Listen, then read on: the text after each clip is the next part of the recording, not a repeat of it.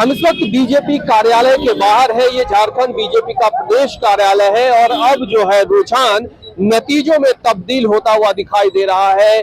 BJP की सरकार, नरेंद्र मोदी की सरकार एक बार फिर तीसरी बार बनती हुई दिखाई दे रही है और इन सबके बीच बीजेपी प्रदेश कार्यालय में कह सकते हैं जश्न की तैयारी शुरू हो गई है। कार्यालय के बाहर रंगोली बनाने का काम शुरू हो गया है और यहाँ पे जो बीजेपी के कार्यकर्ता है, जो नेता है, वो तमाम लोग अब मौजूद होने लगे हैं, इकट्ठा होने लगे हैं। सुनीता जी, ये रंगोली वगैरह बनने लगा है जी, बहुत खुशी की बात है कि पूरे देश में फिर तीसरी बार नरेंद्र मोदी जी की सरकार बन रही है।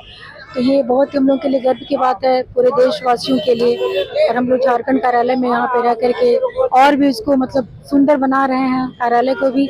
और पूरा मतलब सारे कार्यकर्ता जो है खुश हैं कि मोदी जी फिर तीसरी बार आ रहे हैं। 400 पार का लक्ष्य था, लेकिन वो लक्ष्य हासिल न कर पाना, इसको लेकर कितना?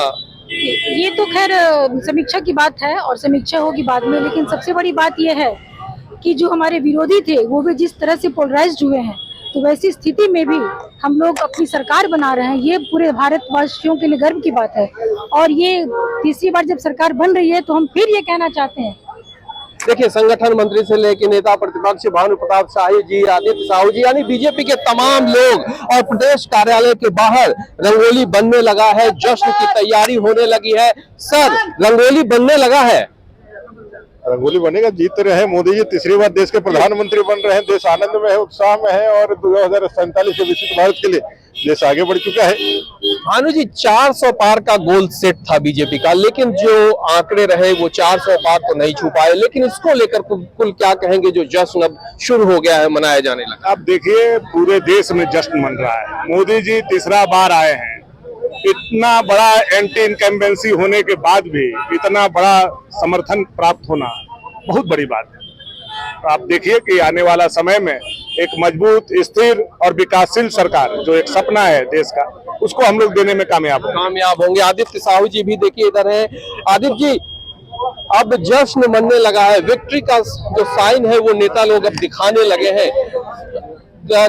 थोड़ा लेट से आप लोग बाहर निकले। नहीं, ऐसा कोई बात नहीं। हम लोग तो प्रातः काल से यहाँ बैठे हैं बाहर, आपसे केवल और बात भी हो चुकी है। जिस प्रकार से हमने देखा कि तीसरी बार देश के इतिहास में नेहरू जी तीसरी बार प्रधानमंत्री बनकर, इसके बाद आदरणीय नरेंद्र मोदी जी, जो गरीब बाप का बेटा, जूता मानी माँ का बेटा, तो निरंतर गरीबों का सेवा करने का काम किया है, गरीबों ने आशीर्वाद और दुआ देने का काम किया है और फिर एक बार मोदी सरकार इस देश से बनने जा रही है। तो आप देख रहे हैं बीजेपी कार्यालय के बाहर अब जश्न की तैयारी, या कहे जश्न मनने लगा है।